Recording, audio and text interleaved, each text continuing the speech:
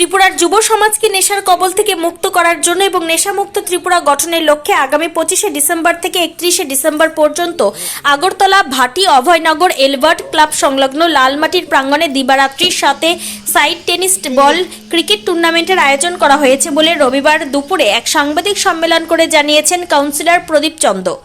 তিনি বললেন, ত্রিপুরার তৎকালীন সিপিআইএম সরকার যুব সমাজকে খেলাধুলার প্রতি আগ্রহ না করে নেশার দিকে ধাবিত করে দিচ্ছিল, কিন্তু 2018 সালে ভারতবর্ষে প্রধানমন্ত্রী নরেন্দ্র মোদীর নেতৃত্বে বিজেপি সরকার ত্রিপুরাতে ক্ষমতায় আসার পর যুব সমাজকে নেশার কবল থেকে মুক্ত করার জন্য খেলাধুলার প্রতি আগ্রহ দেখিয়েছেন তিনি।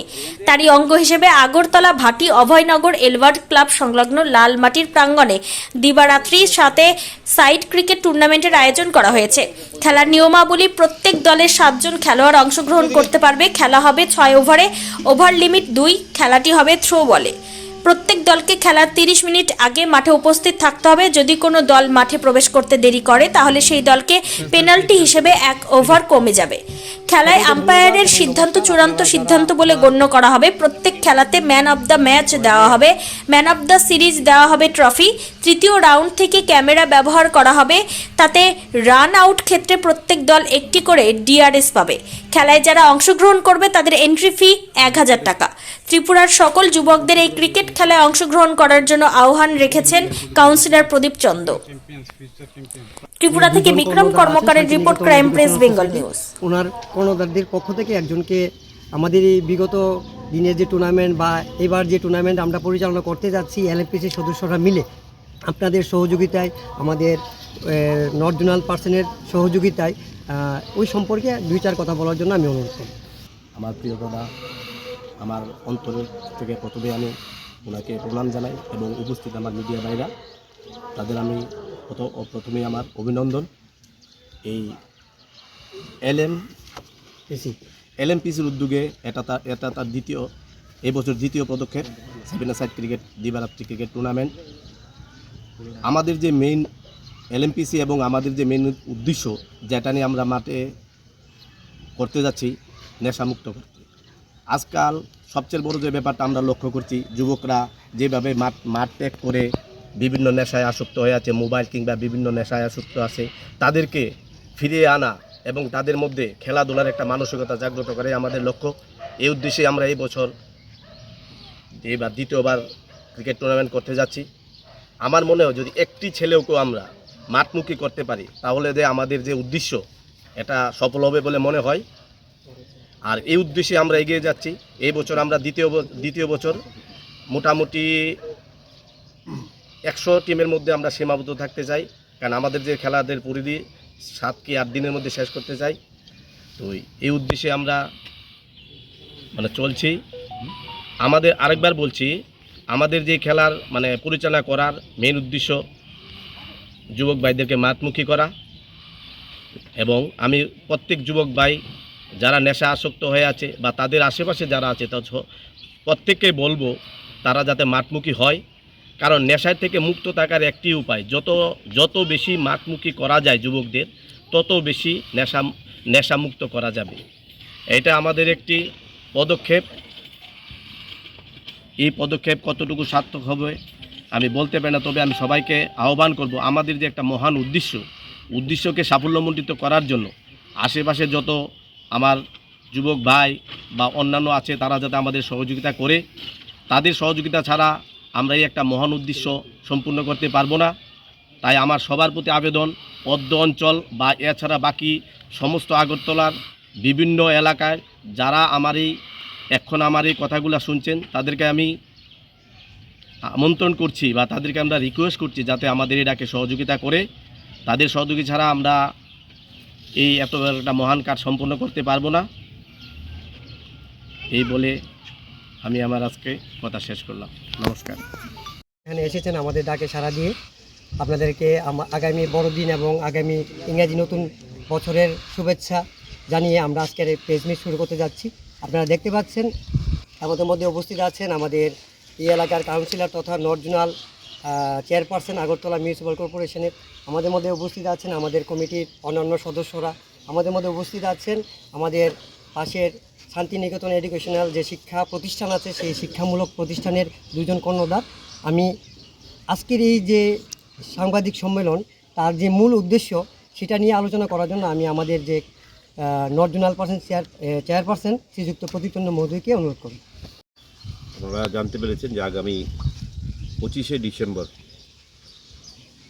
এই এলএমপিসির উদ্যোগে ডে অ্যান্ড নাইট একটা ক্রিকেট টুর্নামেন্ট, যেটা গত বছর অনুষ্ঠিত হয়েছিল, সেটা আর মধ্যে আছে এবং সেটা চলবে 7 দিন ব্যাপী এবং সেটা সমাপ্তি অনুষ্ঠান হবে 1 জানুয়ারি 2026 নতুন বছরে।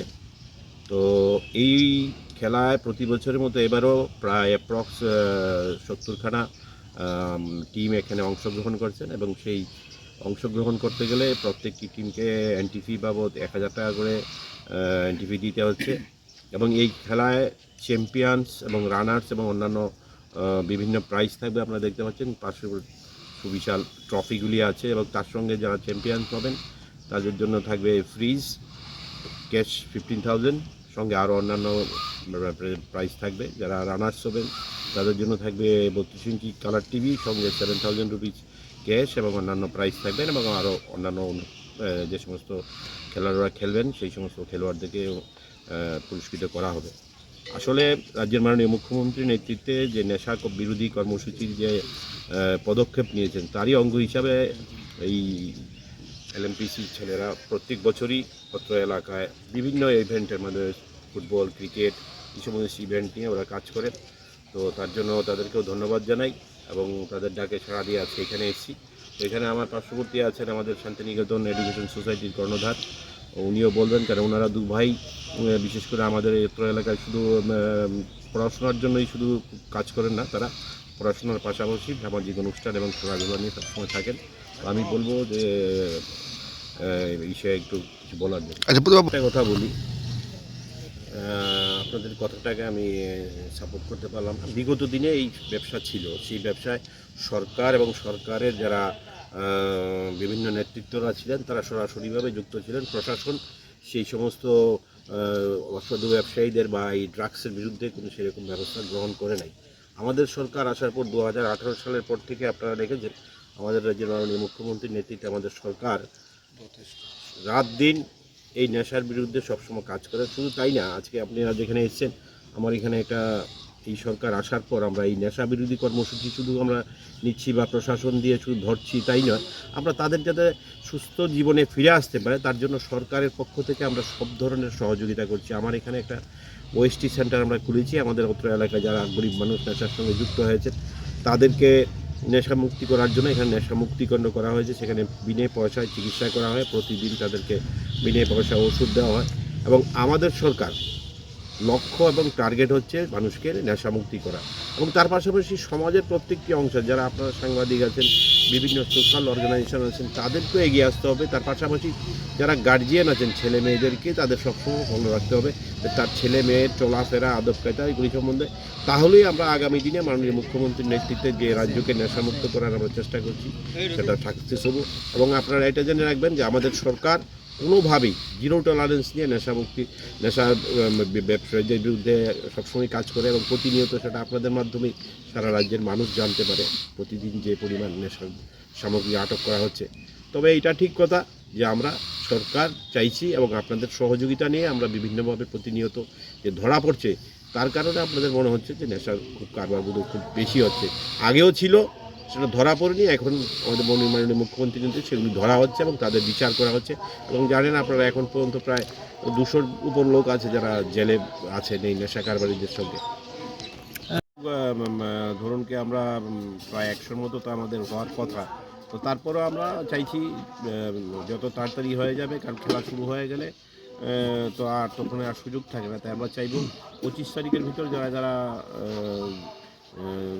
আমাদের যুবকরা আছে যারা খেলাধুলা নিয়ে যারা খুব অংশগ্রহণ করতে ইচ্ছুক, প্রত্যেকে আপনাদের মাধ্যমে আমরা ওদেরকে আমন্ত্রণ জানাচ্ছি, আসুন এখানে খেলুন এবং খেলে নিজেকেও সুস্থ রাখুন এবং রাজ্যকেও সুস্থ রাখার জন্য আমরা এগিয়ে আসুন।